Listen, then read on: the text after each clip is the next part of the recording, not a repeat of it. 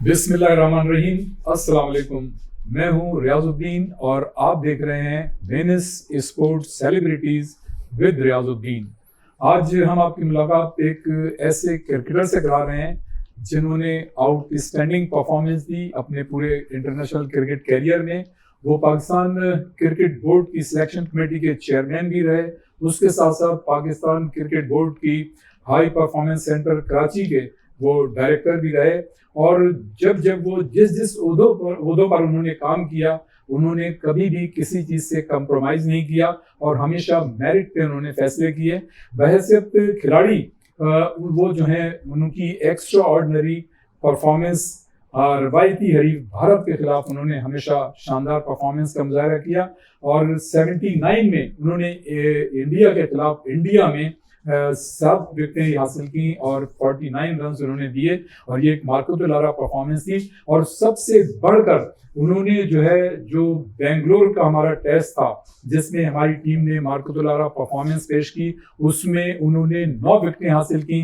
पहले जो इनिंग्स थी उसमें उन्होंने 5 विकेटें हासिल की, दूसरे इनिंग्स में उन्होंने 4 विकेटें हासिल की और इस तरह से कलीदी किरदार अदा किया। और एक मौके पर जब सुनील गावस्कर कमोबेश अपनी टीम को फतह के करीब ले गए थे, इकबाल कासिम ने 96 रन पर उनको आउट करके उनकी जो एक ख्वाहिश थी टेस्ट जीतने की उसको उन्होंने ख़त्म कर दिया और इस तरह से पाकिस्तान की टीम वो टेस्ट जीतने में कामयाब रही।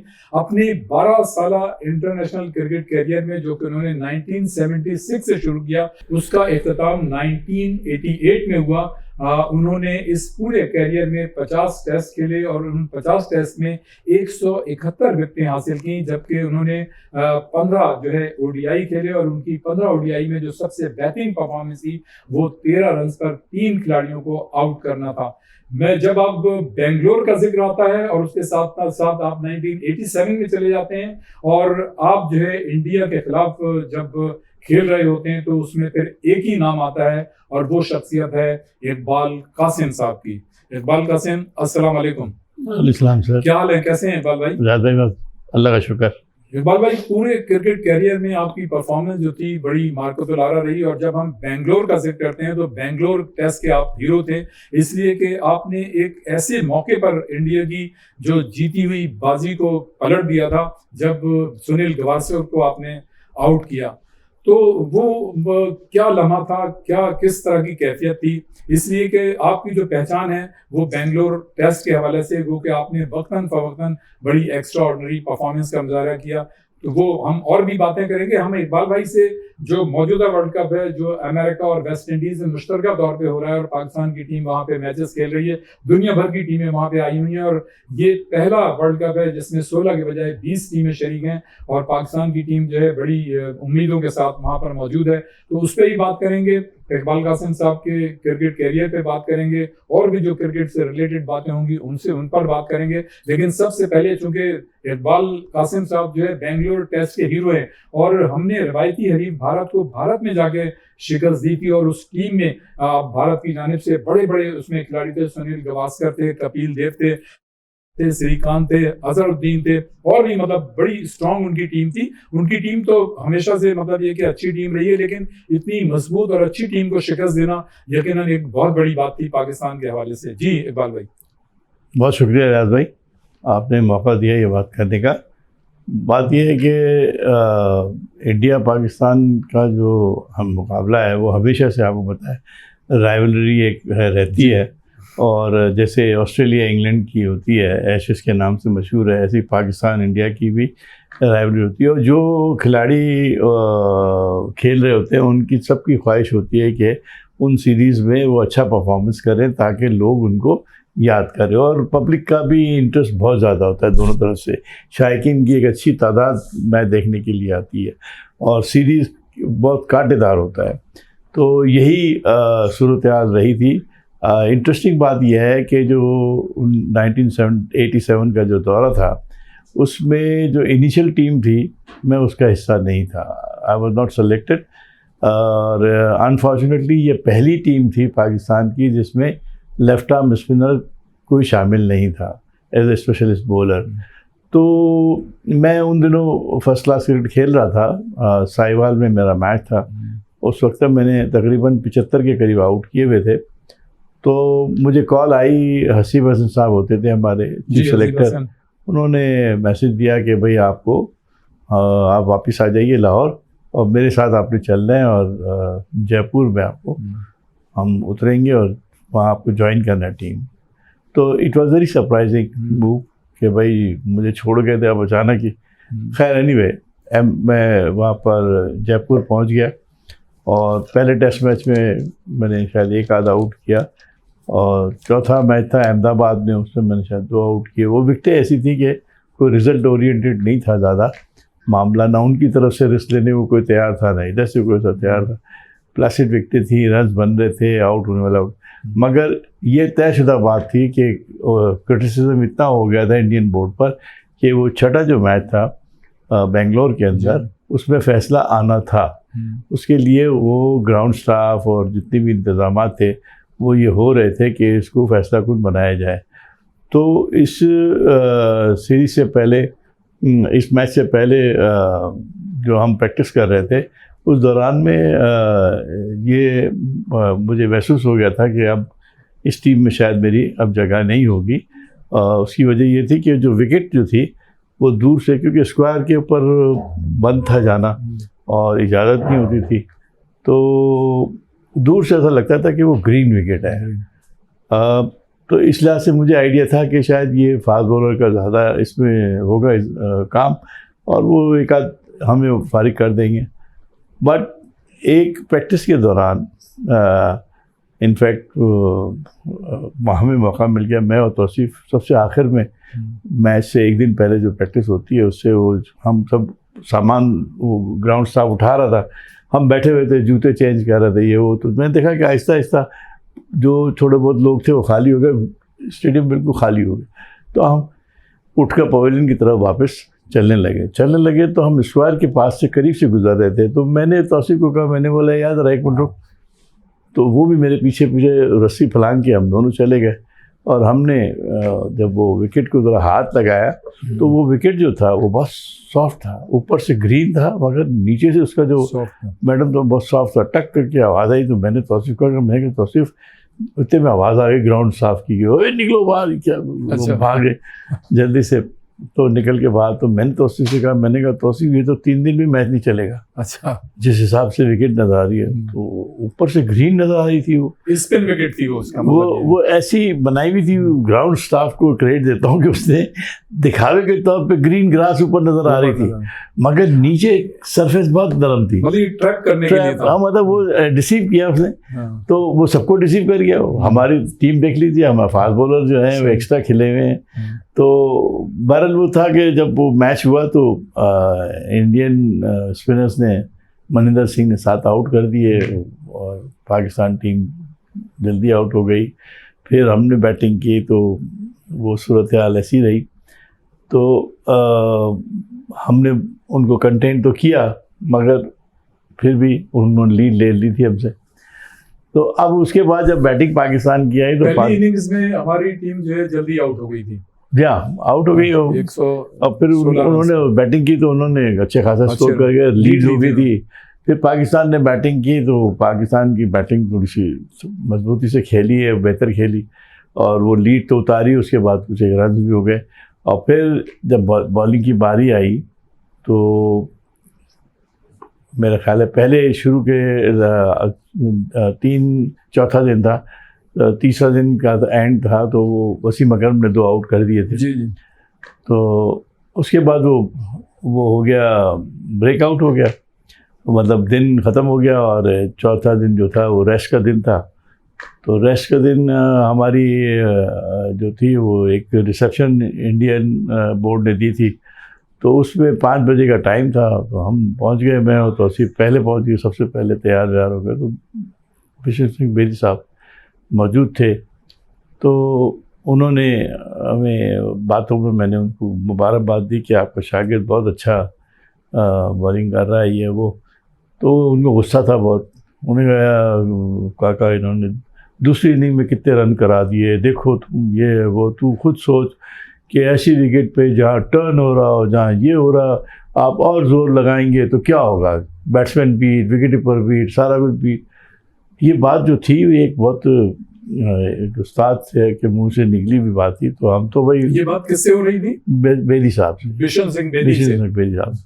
तो वो बात हमें बड़ी अपील की कि यार बात तो वो सही है कि उस्तादी वाली बात कह गए वो, तो हमें इस पर गौर करना चाहिए। तो हमने दूसरे दिन मैं और तौसीफ जो थे, हम कोशिश कर रहे थे कि ज़्यादा जोर लगाने की बजाय हम गेंद को कम जोर के साथ और एक स्पॉट पे फेंकने की कोशिश करें, और उसका अल्लाह ने रिज़ल्ट दिया। और गावस्कर जो था वो एक मशहूर ज़माना सॉलिड प्लेयर था, और सबको पता था हमको कि जब तक ये खड़े हुए तब तक ये आप भूल जाएं कि आपको एक चांस है।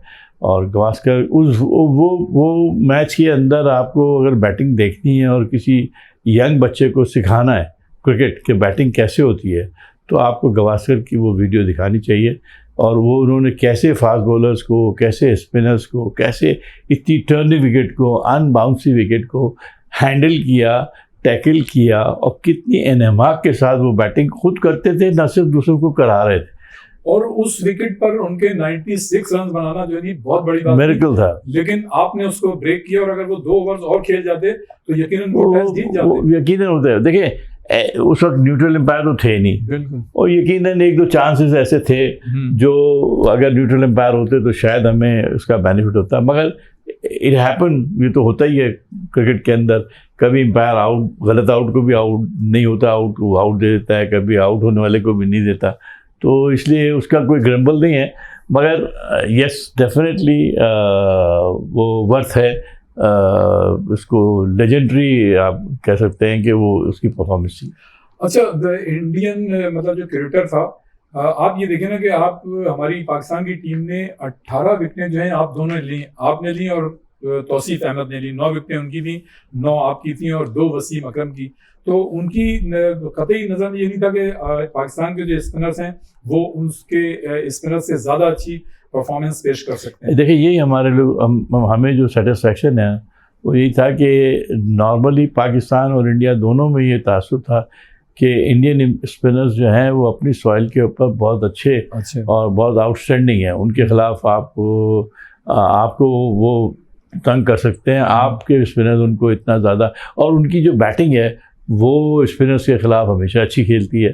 तो तासुर यही था कि हम लोग जो हैं उनको मैच नहीं कर सकेंगे, मगर अल्लाह का शुक्र है, मेरे रब का एहसान है कि अल्लाह ने तौसीफ को और मुझे सुरखरू किया और वो हम लोगों ने मैच जीता पाकिस्तान। अच्छा इकबाल भाई, जब आपने अपना क्रिकेट का कैरियर शुरू किया तो उस वक्त आपको किन किन मुश्किलात से गुजरना पड़ा, क्या कहेंगे?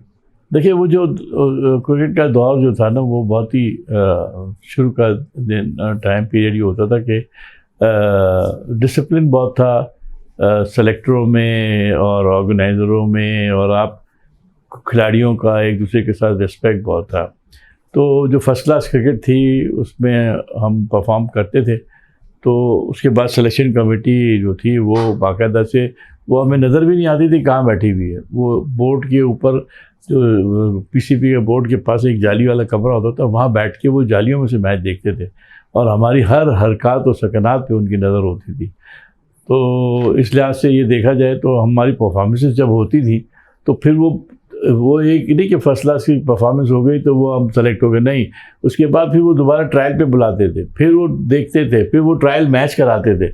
मैच में भी अगर आपने परफॉर्मेंस दे दिया तो फिर चांसेस होते थे कि आप पाकिस्तान खेलेंगे। अच्छा इकबाल भाई, वैसे तो आपके पूरे मतलब क्रिकेट कैरियर जो आपका इंटरनेशनल 12 साल कैरियर है उसमें आपने वक्तन फवक्तन एक्स्ट्राऑर्डिनरी परफॉर्मेंस का मुजाहरा किया, लेकिन आप समझते हैं कि आप अपनी मजमूई परफॉर्मेंस से मुतमईन है कि आपने जो रोल था आपका वो आपने पूरी तरह से उसको अदा किया?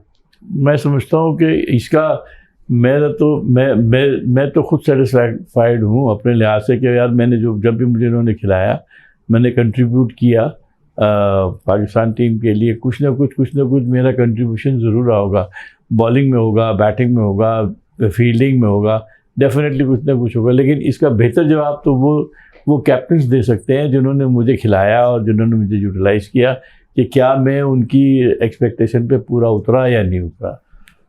हमारे साथ मौजूद हैं दुनिया क्रिकेट के साबिक मायनाज स्पिनर, साबिक टेस्ट क्रिकेटर इकबाल कासिम साहब। यहाँ पर एक वक्फा है और वक्फे के बाद जैसे ही हम दोबारा आएंगे एक मतलब फिर वहीं से इस सिलसिले को शुरू करेंगे।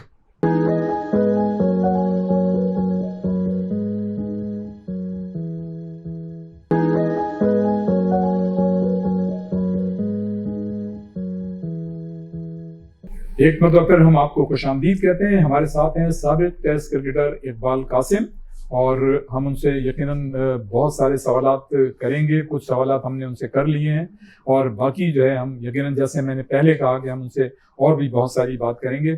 आप ये बताइए कि जाहिर है आपका जो स्पिन शोबा है उसमें आपने मार्कतुल अरा परफॉर्मेंस पेश की है। आपकी जो एक्सपर्टीज है इस हवाले से, आप क्या समझते हैं कि आप लोगों के बाद हमारे पास उस क्वालिटी के मतलब स्पिनर्स आए, लेफ्ट आर्म, राइट आर्म और उसके साथ साथ रिस्ट, जो मतलब ये एक स्पेशलिटी होती है, इस हवाले से हम मतलब क्वालिटी स्पिनर्स इंट्रोड्यूस कर सकें या नहीं? मेरा ख्याल है, देखिए मेरे साथ जो मैं अपने दौर से स्टार्ट करूंगा, बाकी का तो पिछले का तो मुझे शायद नहीं मालूम। परवेज सज्जाद साहब होते थे जी, उसके बाद नसीमुल गनी के साथ हम आए। फिर मेरे साथ जितने साथी जो मेरे साथ के इक्वल लेवल बल्कि मुझसे भी अच्छे होंगे, वो अब्दुल रकीब थे, ठीक है, और वो मुबशिर सज्जाद थे, नईम अहमद थे। ये वो लोग थे जो हम पल्ला बिल्कुल आप समझ लीजिए कि अगर हम में से आई वाज लकी कि मुझे चांस मिल गया और मैं खेल गया, ठीक है। इसके बाद जो सूरत आ रही मेरे साथ जो खेलने वाले जो लोग थे, उसमें Abdul Qadir one of the best right arm leg spinner, ये बॉलर था मरहूम कि उस वक्त right arm leg spin bowling मर चुकी थी, बिल्कुल दुनिया में नापाई थी। पर इस आदमी ने आके, ये जादूगर के नाम से मशहूर था, तो इसने आके right arm leg spin bowling को ज़िंदा किया। इंग्लैंड के अंदर जब हम गए टूर पे 82 में और 87 में, तो लोग इसको जरदोग देखने आते थे। हम काउंटी खेलने जाते थे तो इसको देखते आते। इसके पास इतनी वैरायटी थी माशाअल्लाह अल्लाह के बंदे के पास कि वो अपनी हर बॉल जो है वो मुख्तलिफ तरीके से फेंकता था। बल्कि in fact traditionally right arm leg spinner जो रिस्ट स्पिनर होता है, उससे वो थोड़ा सा हट के था। तो मैं समझता हूँ कि इतना बड़ा बॉलर पाकिस्तान ने कभी पैदा नहीं किया। उसके बाद मुश्ताक अहमद, वो भी राइट आर्म लेग स्पिनर था, वो भी अच्छा बॉलर था। उसने भी दानिश कनेरिया आया, तो जी वो भी राइट आर्म लेग स्पिनर थे। ऑफ स्पिनर में सकलन मुश्ताक आया, उसने बहुत अच्छी ज़बरदस्त अपना नाम पैदा किया, मुश्ताक जी। तो ये ऐसे तौसीफ अहमद है हमारे साथ था। तो ये वो लोग थे जो बहुत अच्छे रहे और पाकिस्तान ने बहुत अच्छा। फिर नईम अहमद बाद में इंट्रोड्यूस हुआ, फिर एक अनवर लड़का था, वो थोड़े वक्फे के लिए आया। ऐसे बहुत सारे बीच में आए। अच्छा, मौजूदा दौर के जो स्पिनर्स हैं उनको आप किस तरह से देखते हैं पाकिस्तान की टीम? देखिए अभी गेम जो ना 2 हिस्सों में डिवाइड हो गया मेरे पॉइंट ऑफ व्यू से। एक हो गया T20, वो तो आप उसको वो फॉर्मेट ही अलग है जी।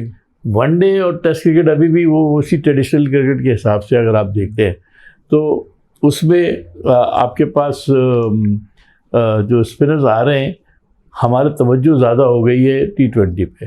अनफॉर्चुनेटली हमारी जो भी, क्योंकि PSL आ गया है, PSL के बाद लीग्स आ गई हैं, फिर इंटरनेशनल लेवल पे कंपटीशन बढ़ गए हैं, पैसा उसमें ज़्यादा चला गया है, तो तवज्जो जो है वो ज़्यादातर दुनिया में कोशिश होती है सबकी कि ये इसी तरफ ताज़ा हो। मगर जो पीछे बिहाइंड द सीन बोर्ड के जो काम करने वाले लोग हैं, उनको इस बात का भी एहसास इदराक होना चाहिए कि हमें लॉन्गर टर्म के वर्जन के गेम के लिए आपको अच्छे स्पेशलाइज्ड स्पिनर की ज़रूरत है। अच्छा, ये बताइएगा कि पहले टेस्ट क्रिकेट थी, उसके बाद ODI एक रोज़ा क्रिकेट आई, फिर T20 आ गई, तो इसने जो है क्रिकेट को कितना तब्दील किया और इसका क्या फ़ायदा या क्या नुकसान हुआ? देखिए, इससे सबसे बड़ा, जैसे कैरी पैकर आया था जी, तो उसने एक रेवोल्यूशन लेके आया था। वो कलर क्लोथिंग, वाइट बॉल, ठीक है, प्रिपेयर्ड पिचेस, ठीक है, लाइट वाइट बॉल का काम, रात को क्रिकेट होने लगी, एक रेवोल्यूशन आ गया, ठीक है। ये T20 ने एक रेवोल्यूशन ये लिया कि इसमें एक तो कम वक्त के अंदर फैसला, नंबर 1, फिर पब्लिक जो पहले मैच देखती थी, जो 5-5 दिन और 4-4 दिन और 2-2 दिन बोर होती थी, बैठी हुई इंतज़ार कर रही है रिज़ल्ट आएगा नहीं आएगा, ठीक है, मगर अब क्विक रिज़ल्ट आता है, 3.5 घंटे में आपको रिज़ल्ट पता जाता है। और दूसरी बात ये है कि इंटरटेनिंग है, मतलब चौके छक्के, छोटे बच्चे से लेके बड़ा बच्चा इन्वॉल्व है, मतलब हर आदमी आप स्टेडियम में देखें कि हर बॉल पे इन्वॉल्व, 120 गेंदें सब के सब तवज्जो से एहतमाम से देखते हैं। और इसका एंड रिज़ल्ट ये होता है कि खिलाड़ियों को अच्छी रकम मिलने लगी है और इश्तिहारात जो हैं वो बेतहाशा मिलने लगे हैं, पब्लिसिटी बहुत हो रही है, स्टारिज़म बढ़ गया है और कवरेज बढ़ गई है, घर घर ये गेम पे पहुंच गया है, हर छोटा बड़ा जो है इसको देख रहा है। तो ये और दुनिया ने PSL टाइप की लीग दुनिया में हर जगह हो रही है, तो इससे बेनिफिट खिलाड़ियों को बहुत हुआ। अच्छा इकबाल भाई, आप जो हैं ज़ाहिर है सिलेक्शन कमेटी के चेयरमैन भी रहे, आप ये बताइए कि मतलब ये कितना मुश्किल होता है एक चेयरमैन सिलेक्शन कमेटी की हैसियत से काम करना और सिलेक्शन कमेटी में जो आपकी टीम होती है उसका, इसलिए कि जब ज़्यादा चॉइसेस होती हैं आसानी होती है, मुश्किल होती है, या जब आपके पास कम चॉइसेस होती हैं तो आप मुश्किल या परेशानी में मुब्तला होते हैं कि यार किस तरह से टीम को सिलेक्ट करेंगे, और क्या क्या मतलब ये कि उसमें दौरान आपको यकीनन कहीं से फ़ोन भी आते होंगे, और आप तो मेरे ख्याल से आपके लिए तो मशहूर है कि आप कभी मतलब इन चीज़ों पे यकीन नहीं करते हैं और आपने तो कई मरतबा इस पर रिज़ाइन भी कर दिया। तो ये बताइएगा क्या मतलब सिलेक्शन कमेटी चेयरमैन की हैसियत से। मैं बताऊं आपको, चीफ सिलेक्शन का ये इवन इनफैक्ट सिलेक्शन कमेटी का रोल जो है ना, बहुत बहुत मुश्किल काम है, लोगों को अभी अंदाज़ा ही नहीं है। अभी जो सिलेक्शन कमेटी का स्टाइल है या तरीक़ेकार है, ये तो बिल्कुल ही ऐसे ही है कि बस ठीक है, आपने जमा हुए एक बंच ऑफ ग्रुप जमा हुए और कप्तान से पूछा क्या चाहिए और क्या चाहिए और क्या नहीं चाहिए। नहीं, रोल सिलेक्शन कमेटी का 12 महीने का है। 12। इसकी वजह ये है कि आपको हर वक्त, देखिए आपके पास एक लिस्ट ऑफ इवेंट है, क्या आपके पास तो शेड्यूल पूरा है ना, दुनिया में बना हुआ है कि आज पाकिस्तान यहाँ खेलेगा तो 6 महीने बाद कहाँ खेलेगा, फिर 8 बजे आपको सब हर दौरे की प्रिपरेशन के लिए पहले से माइंड बनाना है कि अब अगर वेस्ट इंडीज़ जाना है तो वेस्ट इंडीज़ में क्या हमारा कॉम्बिनेशन होगा, ऑस्ट्रेलिया जाना है तो हमारे को क्या देखना है, अगर हम इंडिया भेजेंगे टीम को तो क्या देखना है, उसके ऊपर काम पीछे बिहाइंड द सीन चल रहा होता है। मतलब मैंने जितना अर्सा काम किया उसमें बिल्कुल आप मेरे साथियों से पूछ सकते हैं कि हमने एक टाइम ऐसा नहीं है कि हमने ये छोड़ा हो क्या अच्छा यार कल वेस्ट इंडीज़ की टीम सेलेक्ट करनी है चलो आज बैठ जाते हैं, ऐसा नहीं है। हम पहले से 6 महीने पहले से फर्स्ट क्लास सीज़न शुरू होने से पहले से हमारी तवज्जो ये होती है कि हमको क्या चाहिए, फिर हम अपनी पाकिस्तान की टीम की जो परफॉर्मेंसेस हैं उसके एनालिसिस अपनी तय करते हैं। हम रिलाई नहीं करते कि यार वो कोच आके बताएगा और वो कप्तान बताए, क्योंकि हम देख रहे होते हैं, हम फॉलो कर रहे होते हैं हर चीज़ को। और ये देखिए कप्तान और कोच वगैरह जो टीम के प्लेयर होते हैं ना, वो उनमें हमेशा एक उनकी मतलब मेलजोल होता है, वो एक दूसरे को सपोर्ट कर रहे होते हैं, उसमें कहीं ना कहीं गुंजाइश होती है कि वो आपको डंडी मार देंगे इस बात के, नहीं सर अभी ज़रूरत है अभी। मैं इसको नहीं बिलीव करता, मैं ये बिलीव करता हूँ कि अगर हम इसको पे कर रहे हैं, इसको पाकिस्तान की कैप दे रहे हैं तो इसने पाकिस्तान के लिए डिलीवर करना है, और वो कर रहा है या नहीं कर रहा। हाँ, बीइंग ए क्रिकेटर मैं मार्जिन देने को तैयार हूँ कि उससे गलती हो सकती है, वो एक फेलियर हो सकता है, एक सीरीज़ का फेलियर हो सकता है, 2 सीरीज़, मगर मैं ये नहीं करूँगा कि एक बंदे को मैं साल भर बाहर बिठाऊँ और अचानक ही वर्ल्ड कप की टीम हो रही है तो मैं उसको घर से बुला के खिला दूँ और कहूँ कि चलो फिर वापस उसको घर भेज दूँ, जैसा होता रहा है अभी, जैसा होता रहता है। ये वो लोग करते हैं जिनको की गेम की के ऊपर एक जिम्मेदारी का एहसास है। हमें जिम्मेदारी का एहसास था कि कल हमको जवाब देना है कि यार आपने, इसीलिए मेरी ज़्यादातर कप्तानों के साथ बातचीत में बहस मुबाहसे में तलखी हो जाती थी, कोचेस के साथ मेरी तलखी हो जाती थी। उसकी वजह थी कि वो अपना परसेप्शन पेश करते थे, मैं इंसाफ करने बैठा हूँ। मैं जो नेशनल लेवल के टूर्नामेंट्स होते हैं, जो खिलाड़ी परफॉर्म कर रहे होते हैं, मुझे उनका भी ख्याल करना है। जिन 16 को आप लेके गए थे, 11 को आपने खिलाया और 5 को नहीं खिलाया, अब आप कह रहे हो उनको निकाल दो। कैसे निकाल दो भाई, उसने तो खेला ही नहीं है। अब मैं उसको जब किसी, या तो मैंने उसको गलत सेलेक्ट किया था, अब मैं निकालूंगा तो मैं अब गलती कर रहा हूँ। तो कुछ जिम्मेदारी आपकी थी कि आपने उसको अगर पसंद नहीं किया तो मुझे वजह बताओ कि उसको पसंद क्यों नहीं किया आपने। अच्छा, कभी मतलब जब आप सिलेक्शन कमेटी ज़ाहिर में थे तो कभी कोई ऐसा प्रेशर आया, कोई ऐसा वाकया, कोई बात? देखिए, नए खिलाड़ी को इंक्लूड करने का प्रेशर तो हम लेते ही नहीं, शुरू से ही नेशनल लेवल पे ही फारिग हो जाते हैं। सही। मगर जब हम लड़के को सेलेक्ट करके ले आते हैं, जब असल प्रेशर होता है टीम बनाने के वक्त, उस वक्त आपको प्रॉब्लम होती है कि आप कैसे मैं एक छोटी सी मिसाल दूं कि हफीज़ जो था वो मेरे ज़माने में टीम से बाहर हो गया किसी वजह से, वो होगा। तो जब मैं यहाँ मैच खेल रहा था तो उसने मुझसे आके मुलाकात की, तो उसने मुझसे जिक्र किया कि भाई वो इकबाल भाई मैंने इतना परफॉर्म किया, ये निकाल। मैंने कहा देखिए, आप अपना काम करें, हम आपके बारे में क्या प्लान कर रहे हैं ये आपको तो पता ही नहीं है। सही। आपको वक्त आने पे पता लगेगा, आप अपना काम करें। तो हमने उसको दुबई में जो एक यंगस्टर्स की हमने टीम बनाई थी उसको भेजा था, हमने उसका कप्तान बनाया to make him senior captain की एसएससी, और उसको एक चांस दिया कि ये वहाँ पर परफॉर्म।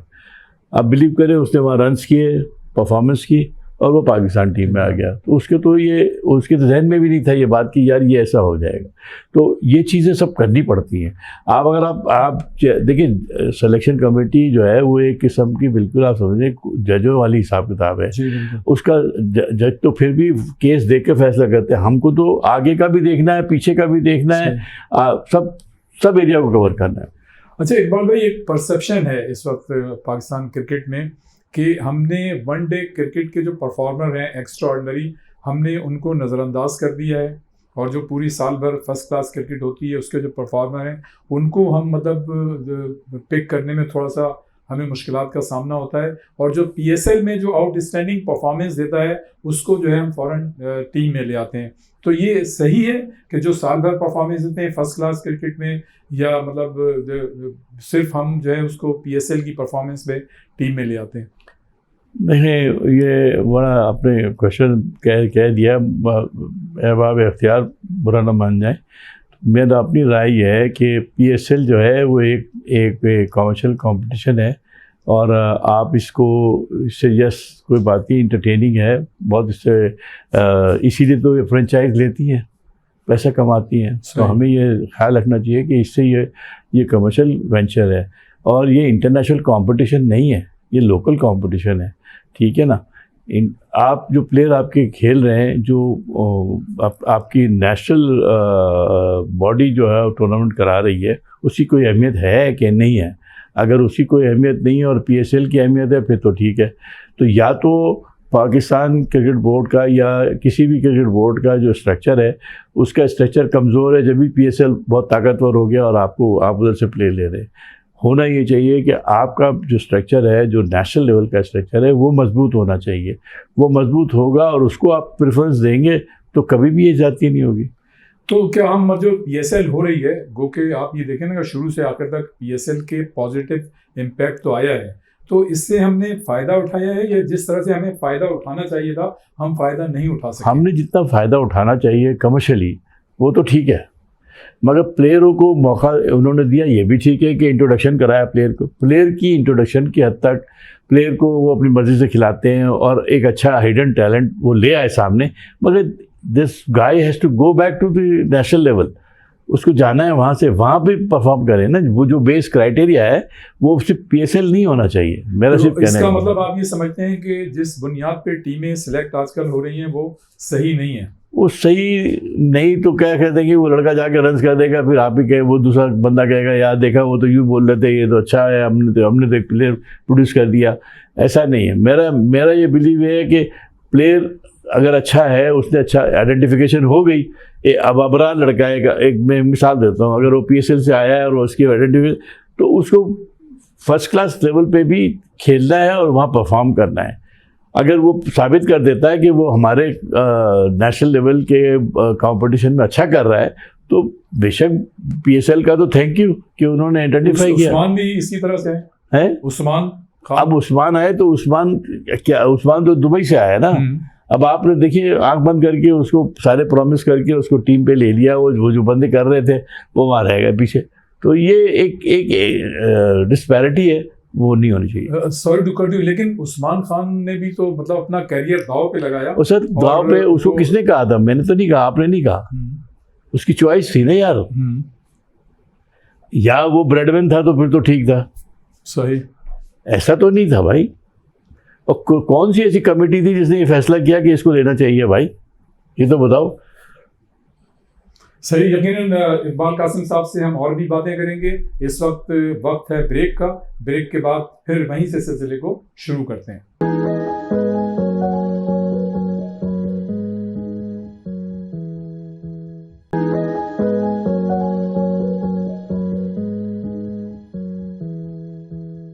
एक मरतबा फिर हम आपको खुशामदीद कहते हैं। हमारे साथ हैं साबिक टेस्ट क्रिकेटर इकबाल कासिम साहब। इकबाल भाई, एक आम परसेप्शन है कि हमारी टीम की जो परफॉर्मेंस है उसमें कभी भी कंसिस्टेंसी नहीं रहती।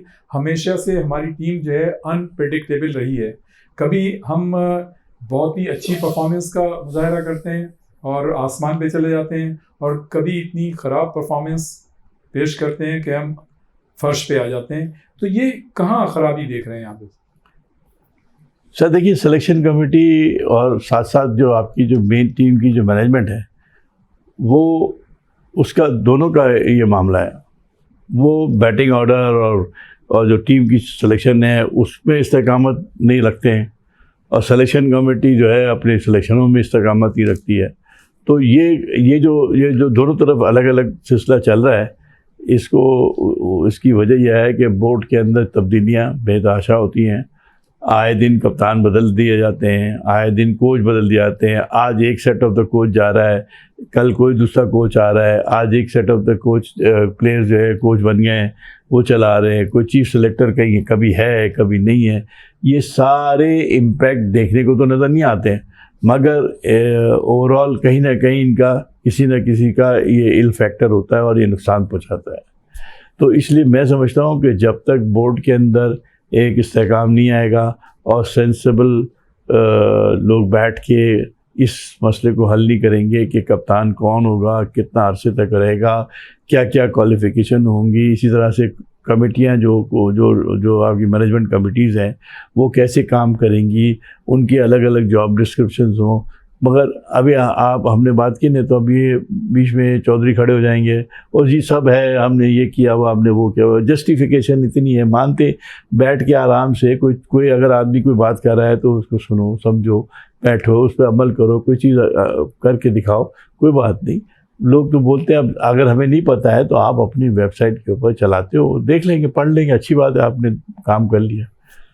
अच्छा इकबाल भाई, अब तो इस वक्त अमेरिका में मुश्तरका तौर पे वेस्ट इंडीज़ के साथ अमेरिका की तारीख में पहली मरतबा ICC T20 वर्ल्ड कप 2024 जो है वो शुरू हो चुका है, और ज़ाहिर है पाकिस्तान की टीम भी उसमें शरीक है। पाकिस्तान की टीम की परफॉर्मेंस अगर माजी में देखें तो नो डाउट वर्ल्ड कप में बड़ी अच्छी रही है। हमने मतलब 3 वर्ल्ड कप जीते हैं, एक जूनियर वर्ल्ड कप भी जीता है, एक वर्ल्ड कप जो है हमने सरफराज की क़यादत में हमने 2 वर्ल्ड कप जीते हैं, एक सीनियर और एक जूनियर वर्ल्ड कप। दोनों की सिलेक्शन और दोनों ही सिलेक्शन कमेटी के चेयरमैन जो थे वो आप थे, और ये एक बहुत बड़ी बात है आपके क्रेडिट पे कि आपने ऐसी टीमें सेलेक्ट की जो एक सीनियर वर्ल्ड कप जीती और एक जूनियर वर्ल्ड कप जीती। तो इसमें तो आपकी एक्सपर्टीज़ का कोई मोल नहीं है। फिर एक हमने 2009 में यूनुस खान की क़यादत में हमने वर्ल्ड कप जीता, और एक जो है 92 में हमने इमरान खान की क़यादत में वर्ल्ड कप जीता, और उसके साथ साथ मुख्तलिफ वर्ल्ड कप में हमारी टीम जो है सेमीफाइनल भी खेलती रही है। हमारी टीम बुरी नहीं है, लेकिन अब जो हम वर्ल्ड कप में शरीक हैं, आप क्या समझते हैं कि हमारी ये जो टीम सिलेक्ट हुई है, इसलिए कि आप सिलेक्शन कमेटी के चेयरमैन रहे हैं, आपकी बड़ी गहरी नज़र है सिलेक्शन पे, और आपकी सिलेक्ट की हुई 2 टीमों ने वर्ल्ड कप जीता है, तो आप ज़्यादा बेहतर बता सकते हैं कि ये जो टीम अब शरीक हो रही है, ये इसका कॉम्बिनेशन सही है, बैलेंस टीम है, या आप समझते हैं कि कोई लड़का इसमें जो शामिल होना चाहिए था वो नहीं है? देखिए, मैं ज़ाती तौर पे आपको एक बात बताऊं कि इसमें ये टीम जो सेलेक्ट हो गई है, मैं उसको हमको ओन करना चाहिए। ऐसी बात है, इस वक्त तो हम इसमें कुछ भी नहीं कर सकते। आपका कहने का मकसद ये कि चूंकि अब वर्ल्ड कप शुरू हो गया तो ये इस पे क्रिटिसाइज नहीं करना चाहिए, बल्कि और दुआ करनी चाहिए कि टीम अच्छा ठीक है। दूसरी बात ये कि जो सिर्फ इस 15 लड़कों के अंदर से एक राइट क्लिक कॉम्बिनेशन जो है ना, वो अभी तक समझ नहीं आया, वो हमको लाने की ज़रूरत है। बहुत बहुत अच्छा जरूरत। देखिए आपका 1-2 पे तो आपके बाबर और रिजवान जो थे वो अच्छा कर रहे थे, आज से साल 1.5 साल पहले बड़ा अच्छा चलते चले आ रहे थे। अचानक ये बीच में आपने उसको हटाया और बाबर पे अननेसेसरी क्रिटिसिज्म है, जबकि वो लड़का रन्स, वो एक वाहिद आदमी था जो रन्स कर रहा था और आपको एक लग रहा था कि इंटरनेशनल लेवल पे एक स्टार हमारे पास आ गया जिसके बारे में हम बात कर सकते हैं। ठीक है, रिजवान अच्छा परफॉर्म कर रहा था। तो एक तो ये कि ये जो कम्बिनेशन है ये इसको जारी रखना चाहिए। अगर ये फेल होता है, लेट्स सपोज अगर ये कम्बिनेशन हमारा अर्ली स्टेज पे 1-2 मैच में नहीं चलता, तो हमारे पास चॉइस क्या, हमें इस पर परसिस्टेंट नहीं करना चाहिए, इमीडिएट चेंज करना चाहिए हमको। वी नीड समबडी एल्स, जिसे फ़खर जमा है, फ़खर जमा को ऊपर यूटिलाइज कर लें। आपका आज़म खान है, आज़म खान नीचे वेस्ट हो रहा है बिला वजह में, मेरे हिसाब से उसको ऊपर ही खिलाना चाहिए, उसको ऊपर खिला, क्योंकि वो उसको जो दायरे के अंदर का जो मौका मिल जाएगा और चांस है उसके कि उसकी हिट है, उसकी पावर है, उसके बाद एक बार की वो सेटल हो गया तो ही कैन डिलीवर लॉट। ये मेरी thinking, I may be right, I may be wrong.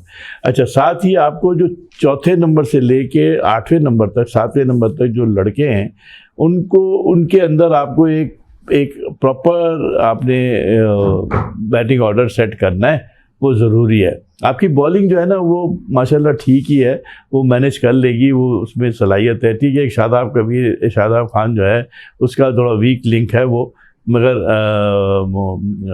मैं समझता हूँ कि लेफ्ट आर्म स्पिनर जो है उसने कवर कर लिया है हमें, इमाद वसीम ने, और वो अच्छी बॉलिंग कर रहा है। हारिस रऊफ़ के आने से काफ़ी बेहतरी पोजीशन आ गई है। तो बॉलिंग हमारी as compare to any bowling strength of other countries हम ठीक है।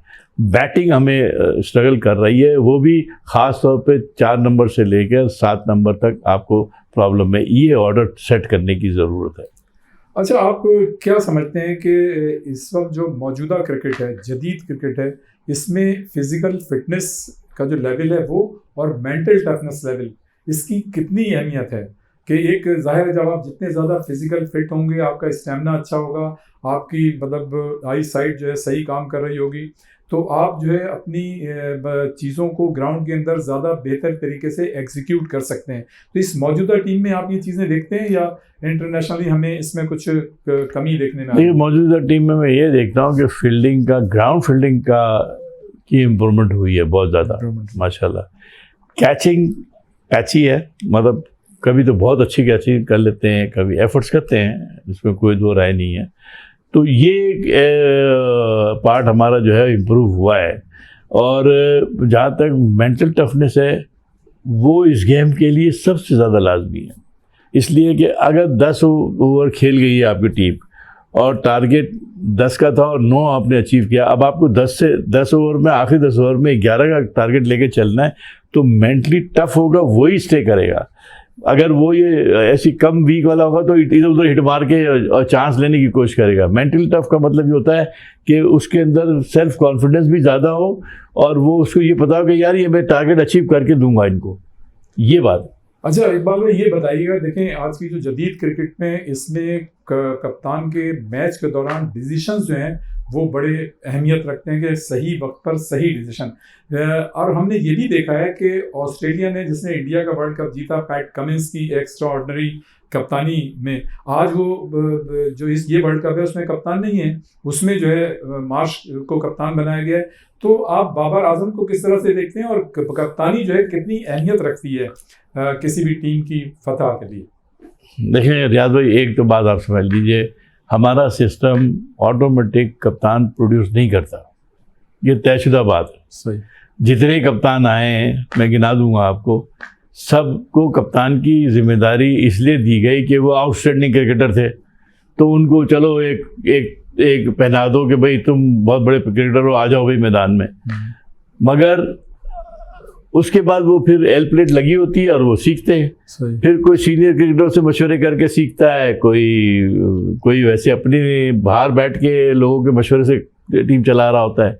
तो ये मैंने देखा है सबको, चाहे वो कितने बड़े नाम ले लीजिए मुझे, सिवाय मुश्ताक मोहम्मद के और जावेद मियाँदाद के। ये 2 कप्तान थे जिसको अल्लाह ने खुद सलाहियत दी थी कि लीडरशिप क्वालिटी क्रिकेट से समझने की उनके अंदर मौजूद थी। बाकी जितने भी कप्तान आते हैं और आए हैं, उन्होंने सब ने एक मशवरे से सीखना शुरू किया और सीखे, बाद में लेटर ऑन आदमी सीख ही जाता है। ऐसी बाबर आजम है, वो कोई पैदाइशी या हमारे सिस्टम से कप्तान बन के नहीं आया। वो तो शायद किसी टीम का कप्तान बनने में भी उसको एक आध मैच सीरीज के लिए बनाओ या एक आध सीजन के लिए बनाओ, मगर उसको क्योंकि वो अच्छा खेल रहा था, हमने उसको जिम्मेदारी दी। फिर साथ में हमको चाहिए ये कि हम एक ऐसा अच्छा एक्सपीरियंस आदमी उसके साथ लगाएं जो उसको उसके फैसलों में मदद करे, और उसको चाहिए कि वो अगले कुल ना बने, वो उसके साथ मशवरे में शामिल हो और एल प्लेट का फ़ायदा उठाते हुए सीखे। अभी जो बाबर है, अभी वो थोड़ा बेहतर होता जा रहा है, मगर हमने उसको बाहर निकाला, फिर रखा, फिर बाहर निकाला, ये गलत है। इससे पाकिस्तान टीम को नुकसान है। आपने फिर शाइन को बनाया, अब आपने अननेसेसरी की एक और कंट्रोवर्सी क्रिएट कर दी। वो ये सब चीज़ों से परहेज करें। एक को दे दी जिम्मेदारी, उसको उतना मौका दें कि भाई 3-4 साल का टाइम दें उसको कि वो क्या कर रहा है, करने दें, उसमें नज़र रखें। अच्छा, चूंकि इकबाल भाई ये वर्ल्ड कप हो रहा है अमेरिका में, और इससे पहले भी बड़ी कोशिशें की गई लेकिन वो कामयाब नहीं हुई, लेकिन अब जो है वर्ल्ड कप फाइनली जाहिर है वहाँ पे हो रहा है, और अमेरिका की टीम जो है जाहिर है उसमें शामिल है। और अमेरिका की टीम ने जो T20 सीरीज हुई थी इनके अभी वर्ल्ड कप से पहले, उसमें बांग्लादेश को उन्होंने सीरीज में शिकस्त दी है। इसको आप किस तरह से देखते हैं? हाँ, बहुत अच्छा सवाल है। आप देखिए, अमेरिका जो है उसमें वो क्लोजेज है वेस्ट इंडीज़ के से करीब है। आपको पता है कि पैसा तो बहुत है स्पोर्ट्स के अंदर वहाँ, तो जितने वेस्ट इंडीज़ के आइलैंड्स हैं, उनके जो क्रिकेटर्स हैं या फुटबॉलर्स हैं या प्लेयर्स हैं, वो या तो खेल के दौरान वहाँ चले जाते हैं या रिटायर होने के बाद वहाँ चले जाते हैं, और वहाँ जाकर वो जॉब भी करते हैं और ये स्पोर्ट्स भी खेलते हैं।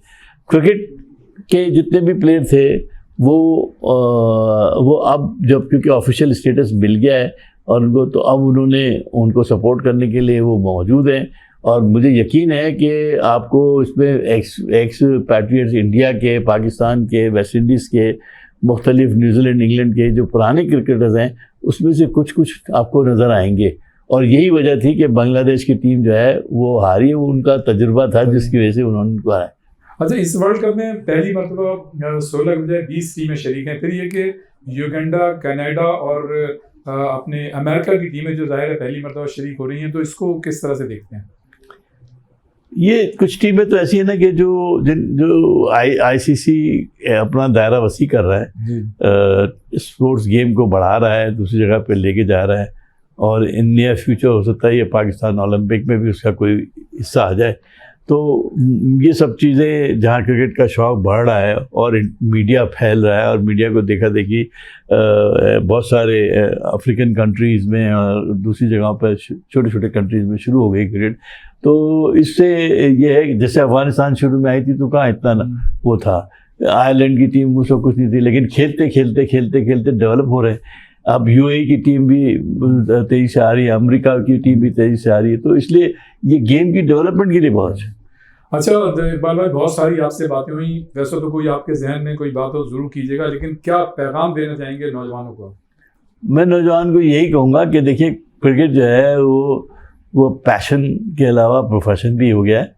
तो पैशन तो इससे यही होता है कि शौक़ है, मुझे खेलना है, नहीं। अब आप इसकी लिटी-ग्रिटी एज ए प्रोफेशनल जो है सीखने की कोशिश कीजिए, उसकी रिक्वायरमेंट सीखिए, उसके जो लवाजमात हैं, क्या क्या नेसेसरी चीज़ें हैं। T20 गेम अपने लिए गेम मुंतखब कीजिए कि कौन से आप फॉर्मेट पे खेलेंगे, ज़्यादा पसंद करते हैं। आप T20 पसंद करते हैं या वनडे में अपना कैरियर बनाना चाहते हैं या फर्स्ट क्लास टेस्ट में बनाना चाहते हैं, उसी हिसाब से अपनी प्लानिंग करें। बगैर प्लानिंग के अगर आप वो पहले वाला सिस्टम नहीं है कि आप फर्स्ट क्लास क्रिकेट में क्लब क्रिकेट खेलेंगे और वहाँ से ऊपर चले जाएंगे, नहीं। अब आपको हर चीज़ के लिए तैयार रहना। PSL के लिए तैयारी करनी है तो PSL वाला स्टाइल पे अपना आपको तैयार कीजिए, और अगर टेस्ट क्रिकेट खेलनी है तो उसके हिसाब से फर्स्ट क्लास क्रिकेट में आने की कोशिश कीजिए। बहुत शुक्रिया इकबाल भाई, बड़ी अच्छी बातें रही आपसे। और जैसा कि आपने देखा कि इकबाल कासिम साहब की शख्सियत वो शख्सियत है, जब वो सिलेक्शन कमेटी के चेयरमैन थे तो उन्होंने जो टीमें सिलेक्ट की थी बहैसियत चेयरमैन सिलेक्शन कमेटी, तो 2 जूनियर वर्ल्ड कप हमने जीते एक सरफराज अहमद की क़यादत में और एक खालिद लतीफ़ की क़यादत में। यकीनन आपको ये इंटरव्यू पसंद आया होगा और इंशाअल्लाह ताला आइंदा एक मरतबा आपसे फिर मुलाकात होगी एक नए मेहमान के साथ। उस वक्त तक रियाजुद्दीन आपसे इजाज़त चाहता है। अल्लाह हाफ़िज़।